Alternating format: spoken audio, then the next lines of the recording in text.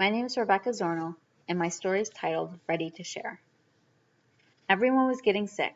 In the Kumbi, Swaziland's form of public transportation, all of my art club students were coming down with severe motion sickness. I felt a tap on my shoulder, and one of my fifth grade students, Nompumelelo, was making a revolting but painfully clear gesture.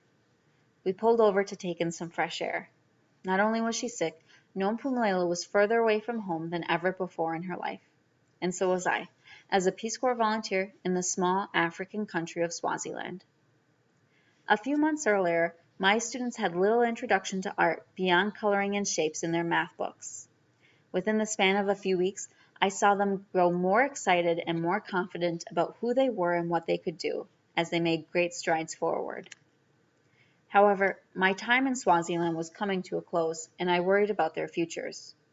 All of my students were affected by the HIV epidemic in Swaziland. I thought of one last opportunity I could give them, and I co-wrote a grant with my husband and fellow volunteer Oliver to take my students on what I hoped would be an empowering and arts-filled trip. The morning of the trip, I dressed a little shakily as I ran through the plans in my head. I worried that something would go wrong, that the Kumbi wouldn't show up, or that the students wouldn't be on time. When the students did arrive, they had a lot to say too. Mrs. Zornow, how many students are in art club? How many students can fit on the Kumbi? Will we all fit? Mrs. Zornow, I woke up at 3 a.m. this morning because I had a dream I was left behind. They were just as nervous as I was, but it was time to take a trip of our lifetimes.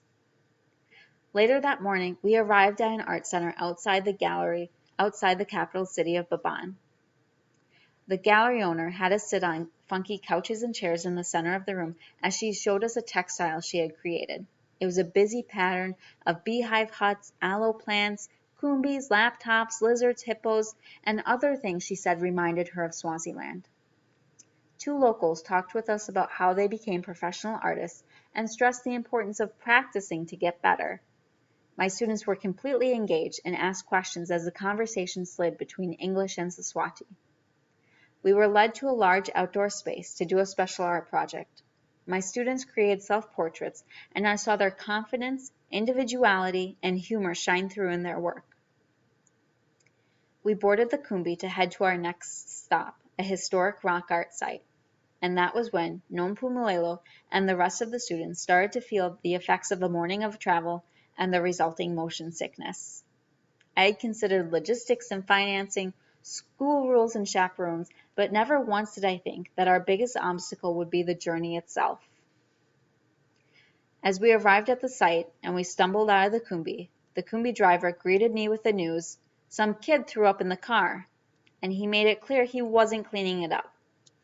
I thrust my bag containing our paperwork at Oliver and told him he had to be in charge of getting everyone to the local guide. I checked on a few students lying in the grass and managed to get them up and going with promises that they would feel better soon. I knew that my students and chaperones would soon see the rock art site, where the Bushmen used to perform rain ceremonies and had carved pictures of animals and people into the side of the cliff. I would have loved to see my students' responses. Instead, I got out my medical kit, put on plastic gloves, set out a plastic bag, took out my very small packet of tissues, and began to wipe up vomit, clearly from multiple students spread across 3 seats. After a few minutes of scrubbing in the hot and smelly Kumbi, I felt my gag reflex losing it. It was unavoidable. I lost it completely. I stepped out into the fresh air and in view of the Kumbi driver and tried to appear as if I hadn't just contributed to the mess. One packet of tissues later, and Oliver came bounding back with good news about the tour. I passed out everyone's notebooks so they could record what they had seen and told them it was not cool to throw up on the bus floor and passed out plenty of plastic bags. Finally, the only thing to do was go home. Now, much better, the students began to sing, and the now grumpy Kumbi driver told them to sit down and be quiet.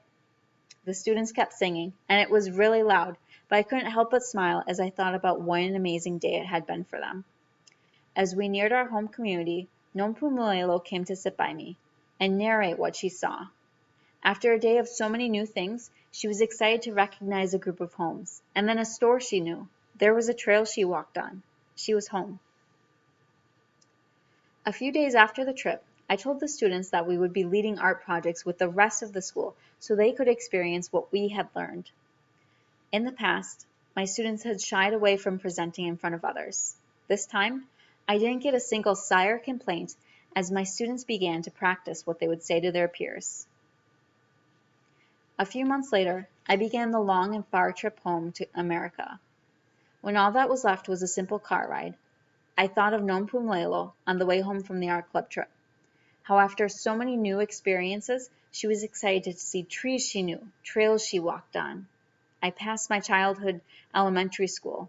I was on my street. I knew that house there. And then I knew what it was like to return home ready to share.